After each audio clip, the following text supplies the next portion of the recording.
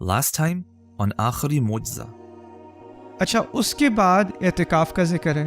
اعتکاف کے بارے میں ذرا کچھ لوگ طواف کر رہے ہیں، لیکن اس سے کئی زیادہ کی تعداد میں لوگ اعتکاف کر رہے ہیں. اور اعتکاف کے فوائد میں سے یہ بھی ہے کہ وہ اعتکاف صرف حرم میں نہیں ہوتا، اعتکاف اور جگہ بھی کیا جا سکتا ہے. تو تعداد بڑھ گئی کہ نہیں؟ اچھا، اس کے بعد کس کا ذکر ہے؟ رکوع کا. رکوع کرنے والے اس سے کہیں زیادہ تعداد میں ہیں کہ نہیں؟ اور ہر کوئی جو ایک رکوع کرتا ہے، اس کے ہر ایک رکوع کے حساب سے کتنے سجدے بنتے ہیں؟ تو سب سے زیادہ تعداد میں کون سی عبادت ہو رہی ہے؟ سجدے. اور پھر نماز کے علاوہ بھی سجدہ ہے، سجدہ تو شکر ہے، سجدہ تو تلاوت ہے. تو سب سے زیادہ کی جانے والی عبادت جو ہے وہ سجدہ ہے. سو کم، پھر زیادہ، پھر زیادہ، پھر زیادہ. للطائفین والعاکفین والرکع السجود. سبحان اللہ.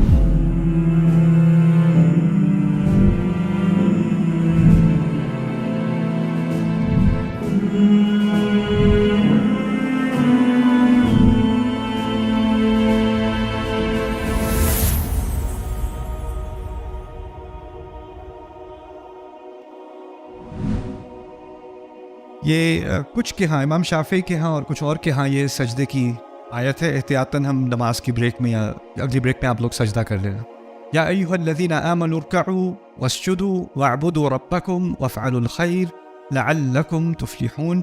رکوع کرو اہل ایمان، رکوع کرو، سجدہ کرو، اللہ کی عبادت، اپنے رب کی عبادت کرو اور اچھے کام کرو. 4 چیزیں کہی ہیں: رکوع، پھر سجدہ، پھر اللہ کی عبادت اور پھر اچھے کام. یہ بھی ایک بڑی فلسفی ترتیب ہے. رکوع جب آپ آنکھوں سے دیکھتے ہو رکوع تو انسان آدھا جھک گیا ہے. جب آپ سجدہ دیکھتے ہو تو وہ پورا جھک گیا ہے. یہی بات ہے نا.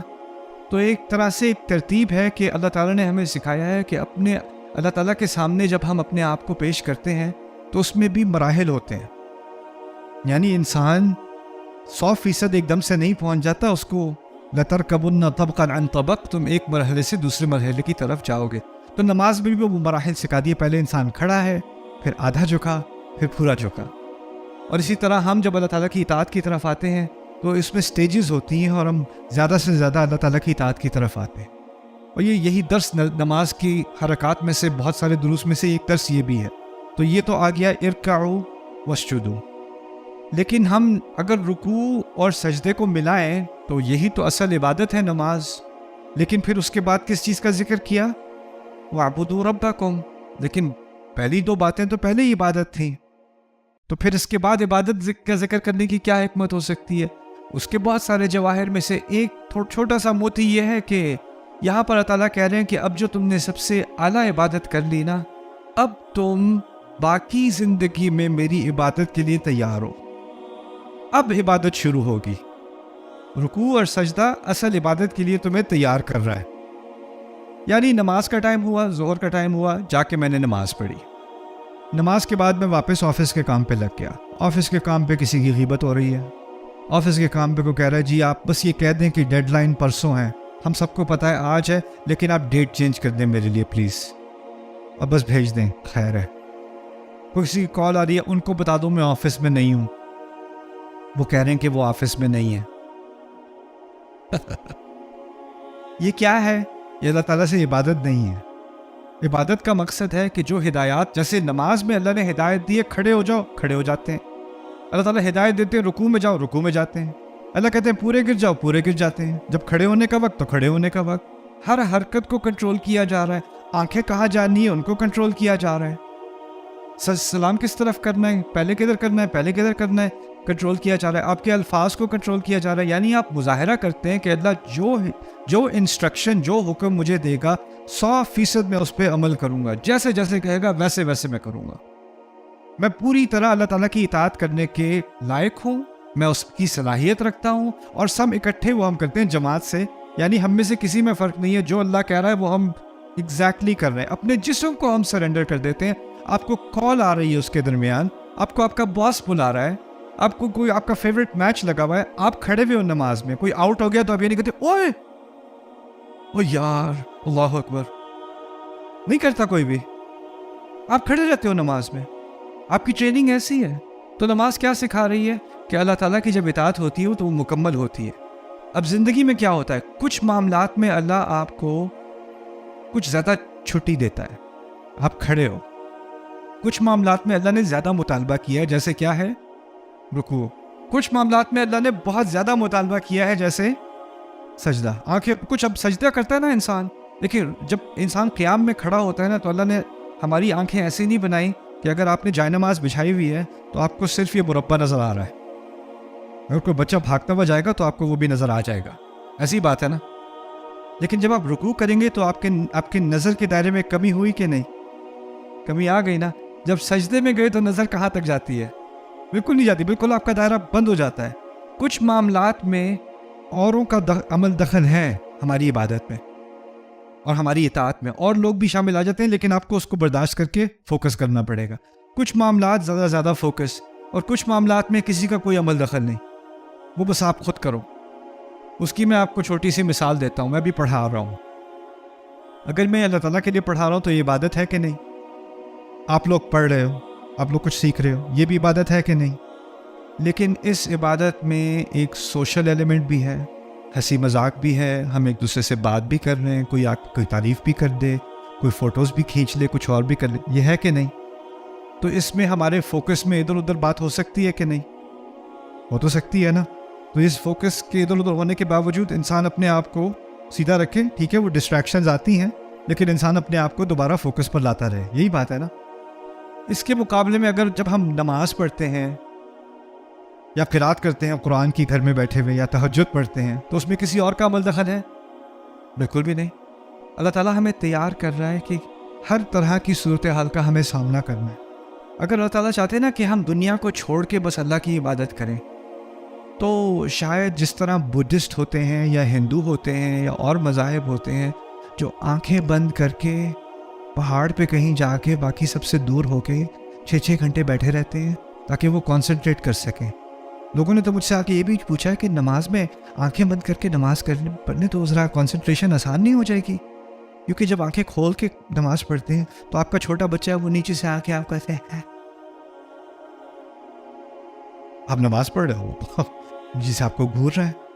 آپ نماز, اور یہ ایسا نہیں کر سکتے کہیں کسی دور کونے میں کسی پہاڑی پہ جا کے کہیں جا کے, یا اگر آپ اجازت دے دو میں گاڑی میں جا کے دروازے بند کر کے سارے گاڑی کے پھر میں نماز پڑھا کروں, یا نوائز کینسلیشن ہیڈ فونز لگا کے میں نماز پڑھا کروں, تب باقی باہر کی آواز نہ. اللہ تعالیٰ نے ہمیں نماز کا حکم دیا. کوئی مچھیرا تھا, اس نے کشتی پہ کھڑے ہو کے نماز پڑھنی ہے. کوئی کسان ہے, اس نے کھیت میں کھڑے ہو کے نماز پڑھنی ہے. کوئی مزدور ہے, اس نے مزدوری میں نماز, کوئی جنگ کے میدان میں, اس نے جنگ کے میدان میں نماز پڑھنی ہے. یعنی نماز کا جو یہ سلسلہ ہے وہ دنیا کو چھوڑ کے ہے کہ دنیا کے ساتھ ہی چل رہا ہے. دنیا کے ساتھ جب میں نیو یارک میں ہوتا تھا, نیو یارک میں کیونکہ ریئل اسٹیٹ بہت مہنگی ہے, تو وہاں پر جو ریسٹورانٹ کھولنا ہو اگر نیو یارک سٹی میں تو وہ تو خوابوں کی بات ہے, بہت ہی مہنگا ہے. تو وہاں پر انہوں نے اسٹریٹ وینڈرز بنائے ہوئے, وہ ٹھیلا لے کے وہ چلتے ہیں, ان کو لائسنس ملتا ہے کہ اس سڑک کے اس کونے پہ آپ کے پاس لائسنس ہے, یہاں پہ آپ بیچ سکتے ہو. وہ بہت سارے حلال وینڈرز بنے ہوئے ہیں جگہ جگہ, حلال ہاٹ ڈاگز, حلال چکن اینڈ رائس وغیرہ وغیرہ. تو وہ سڑک پہ لاکھوں کی لوگ گزر رہے ہیں, لوگ اس سے خرید رہے ہیں. تو نماز کا ٹائم آتا ہے تو وہ کیا کرتا ہے بیچنے والا, وہیں پہ اس نے فٹ پاتھ پہ جائے نماز لگائی, آگے گیس کی ٹنکی رکھی, وہیں وہ کھڑا نماز پڑھ رہا ہے. ٹائم اسکوائر کے درمیان میں ادھر سے ادھر لوگ گزر رہے ہیں اور وہ وہاں کھڑا نماز پڑھ رہا ہے. اب شور ہے, شور تو ہے, گانا بجانا ہے, بالکل ہے, گاڑیوں کی آواز ہے, بالکل ہے, لوگ آپس میں باتیں کر رہے ہیں, کوئی بیہودہ باتیں بھی کر رہے ہیں, وہ سب کچھ ہے, لیکن وہ نماز پڑھ رہا ہے. لوگ ٹرین اسٹیشن میں نماز پڑھ رہے ہیں. یہ اللہ تعالیٰ کا نظام ہے کہ ہمیں اس دنیا کا سامنا کرنا ہے اور پھر بھی عبادت کرنی ہے. یہ ٹریننگ دی جا رہی ہے. تو جب یہ کہا ہے نا وَاعْبُدُوا رَبَّكُمْ, اپنے رب کو مد نظر رکھو, اس کی عبادت کرو, ٹھیک ہے دنیا کا تو تمہیں سامنا کرنا ہی ہے. تو یہ ذہنیت اللہ تعالیٰ نے ہمارے دلوں سے, ہمارے دماغ سے نکال دی کہ نہیں جی مجھے دنیا سے ہٹ کے مجھے دین کی خدمت کرنی ہے. او انسان, ہمارا دین کیا ہے کہ ہم دنیا کا سامنا کرتے ہیں, اور دنیا کا سامنا کرتے ہوئے ہم دین کی خدمت کرتے ہیں. دنیا سے بھاگ کے نہیں, دنیا سے ہٹ کے نہیں, دنیا میں رہتے ہوئے, دنیا کو انگیج کرتے ہوئے. یہ دین تجارت میں گیا, یہ دین سفر میں لے کے ہم جاتے ہیں, یہ دین ہم دنیا کے ہر شعبے میں ہم اس دین کو ساتھ لے کے جاتے ہیں. ہم دنیا کے شعبوں سے بھاگتے نہیں ہیں، ان کو فیس کرتے. لیکن یہ سب ہے کمٹمنٹ ہماری اللہ تعالیٰ کے ساتھ. اس کے بعد ایک آخری ترتیب میں ڈالا وَفْعَلُوا الْخَيْرَ، اور خیر کیا کرو، الخیر کرو. تو سوال پیدا ہوتا ہے کہ پہلے کہا تھا رکوع کرو، وہ خیر نہیں ہے؟ پھر کہا تھا سجدہ کرو، وہ بھی تو خیر ہے. پھر کہا تھا عبادت کرو اپنے رب کی، وہ بھی تو خیر ہے. اور اب کیا کہہ رہے ہیں؟ اور الخیر کرو، الخیر کرو. تو اس سے مراد یہ ہے کہ ان سب کے بعد ایک اور مرحلہ بھی ہے، اور وہ ہے سب سے بہترین کرنے کا کام. سب سے بہتر الخیر، خیر عربی میں کہتے ہیں اچھے کام کو، الخیر کہتے ہیں بہترین کام کو، شر کہتے ہیں برے کام کو، الشر کہتے ہیں سب سے بدترین کام کو. اسی طرح اسماء تفضیل میں ہوتا ہے احسن بہتر ہے، اور الاحسن بہترین ہے. اکبر زیادہ بڑا ہے، اور الاکبر سب سے بڑا ہے، سب سے بڑا ہے. یہاں پر الخیر سے سب سے بہترین کام کرو. اور سب سے بہترین میں بہت سارے علماء نے اس پر بہت تدبر کیا کہ یہ کیا بات کہی جا رہی ہے، اور اس میں بہت ساری رائے ہے. جو ایک رائے میرے دل کو لگتی ہے، اوروں کا میں انکار نہیں کرتا، وہ یہ بھی ہے کہ یہاں پر اللہ تعالیٰ نے اللہ تعالیٰ کی عبادت اور خدمت خلق دونوں کو ملا کر بہترین، یعنی دونوں طرف، ایک طرف ایک نظر آپ کی انسانیت کی بھلائی کی طرف ہے، اس میں دعوت کا بھی کام ہے، اس میں انسان کی اصلاح کا بھی کام ہے، اس میں فلاح کا بھی کام ہے، ریلیف کا بھی کام ہے، تعمیر کا بھی کام ہے، وہ ساری چیزیں ہیں. اور دوسری طرف اللہ تعالیٰ کی عبادت بھی ہے. اب یہ ساری چیزیں ایک ساتھ ہو گئیں، تو ایک کلائمیکس تک آ گئی یہ بات. ارکعوا واسجدوا واعبدوا ربکم وافعلوا الخیر لعلکم تفلحون، تاکہ تم فلاح تک پہنچ جاؤ. هو الذی خلقکم فمنکم کافر ومنکم مؤمن، اس نے تمہیں بنایا اور تم میں سے کافر بھی ہیں اور تم میں سے مومن بھی ہیں. اور یہ اصل میں ایک دو حقیقتیں ہیں، دو متضاد حقیقتیں ہیں جو قرآن نے بیان کی ہیں. انسان کی اصل ہے نور، انسان کی اصل ہے نور، لیکن انسان کی تاریخ میں اصل ٹریجڈی ہے کہ اکثریت کس طرف گئی؟ کفر کی طرف. انسان کی تاریخ میں حقیقت میں، یعنی صلاحیت ایک اور چیز ہوتی ہے، اور جو ہوا حقیقت میں وہ اور چیز ہوتی ہے. جیسے کوئی ٹیچر ہے کلاس میں، اس کے سامنے بہت ہی بہترین ذہنیت کے بچے ہیں، بہت سمارٹ ہیں، وہ سارے فل مارکس لے سکتے ہیں، لیکن ان میں سے بہت سارے آدھے سے زیادہ فیل ہوتے ہیں. وہ فیل اس لیے نہیں ہوتے کہ ان کا ذہن نہیں ہے، اس لیے نہیں ہوتے ان کی صلاحیت نہیں ہے، ان کے اندر قوت ارادہ نہیں تھی، سیریسنس نہیں تھی، محنت کا جذبہ نہیں تھا، سستی تھی، دل نہیں تھا.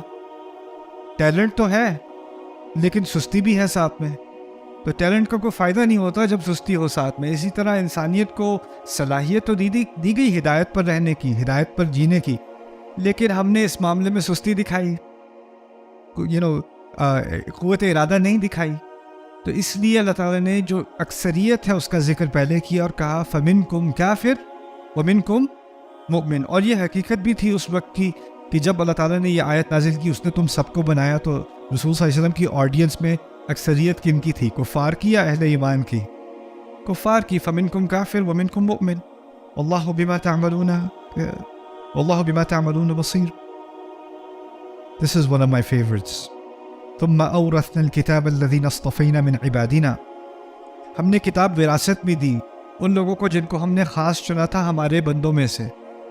فَمِنْهُمْ ظَالِمٌ لِنَفْسِهِ.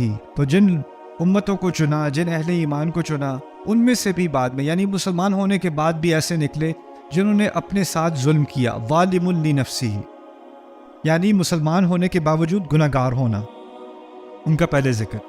پھر کہا منہم مقتصد، اور ان میں سے جو وہ ہیں جو اعتدال کی راہ لیتے ہیں، درمیانی راہ. مقتصد اس کو بھی کہتے ہیں جو ارادے کا پکا ہو. مقتصد اس کو بھی کہتے ہیں جو عدل و انصاف کرے. اب اندازہ کریں گناہ کرنے والے زیادہ ہیں یا انصاف کرنے والے زیادہ ہیں؟ گناہ کرنے والے زیادہ، اس سے کم کون؟ انصاف کرنے والے. اور پھر آخر میں وَمِنْهُمْ سَابِقٌ بِالْخَيْرَاتِ، اور ان میں سے وہ بھی ہیں جو خیر کے اچھے کاموں میں اوروں سے آگے نکل جاتے ہیں، جو خود ہی سے موٹیویٹڈ ہوتے ہیں، جن کی ہم پہلے بات کر رہے تھے نا. مِنْهُمْ سَابِقٌ بِالْخَيْرَاتِ، وہ سب سے کم تعداد میں ہیں. تو زیادہ سے کم کی طرف ایک سیکوینس چل رہی ہے. یہ بہت انٹرسٹنگ سٹڈی تھی. دو جرم ہیں جس میں اللہ تعالیٰ نے ایک ترتیب دوسرے کے لیے اس کی متضاد ترتیب استعمال کی ہے. چور کے بارے میں کہا ہے کہ مرد چور اور عورت چور. والسارق والسارقۃ فاقطعوا ایدیہما، ان کا ہاتھ کاٹو. والسارق والسارقۃ، ٹھیک ہے. سورۃ النور میں اللہ تعالیٰ نے زنا کے بارے میں کہا ہے والزانیۃ والزانی، زنا کرنے والی عورت اور زنا کرنے والا مرد. تو جب چوری کی بات کی تو کس کا ذکر پہلے ہے؟ مرد کا، پھر عورت کا. اور جب زنا کی بات کی تو کس کا ذکر پہلے ہے؟ عورت کا اور پھر مرد کا. اس پر ہمارے علماء کے بہت سارے تبصرے تھے، لیکن میں چاہ رہا تھا کہ میں اس میں کوئی ریسرچ بھی کروں ان دو جرموں کے بارے میں. تو میری ملاقات ہوئی ایک دفعہ ایک کرمنالوجسٹ سے، جو کرمنل بیہیویئر کو پڑھتے ہیں، کرائم کو اسٹڈی کرتے ہیں، جرم کو اسٹڈی کرتے ہیں، اس کی ڈیٹا انالیسس کرتے ہیں، اس کی اسٹیٹسٹکس پڑھتے ہیں. تو ایک کرمنالوجسٹ تھیں، انہوں نے امریکہ میں کرائم کو پڑھا تھا پچھلے 70 سال کا ڈیٹا کرائم کا، کہ مختلف قسم کے کرائم جیسے کار جیکنگ ہے، یا ہوم انویژن ہے، یا کسی نے جو ہے وہ پک پاکٹنگ ہے، کسی نے جو جیب کترانا ہوتا ہے وہ ہے، پھر پراسٹیٹیوشن ہے، اس طرح کے جرم نا. تو وہ ایک سیمینار میں تھی میرے، وہاں ان سے ملاقات ہوئی تھی. میں اسی کے بارے میں بات کر رہا تھا، اور جو اقوال ہیں علماء کے میں وہ شیئر کر رہا تھا. آج میں ان کی بات آپ سے شیئر کرتا ہوں. سیمینار کے پاس وہ میرے پاس آتی ہیں، مجھے اپنی ٹیکسٹ بک پڑھاتی ہے یونیورسٹی میں. وہ ٹیکسٹ بک کھول کے انہوں نے مجھے دکھائی امریکن کرائم اسٹیٹسٹکس کی، اور کہتی ہیں کہ جو رابری اور اسٹیلنگ، ہوم انویژن، اس قسم کے اسٹیلنگ والے، چوری والے کام، اس میں 98% مرد ہیں، 98% مرد ہیں اور 2% عورتیں.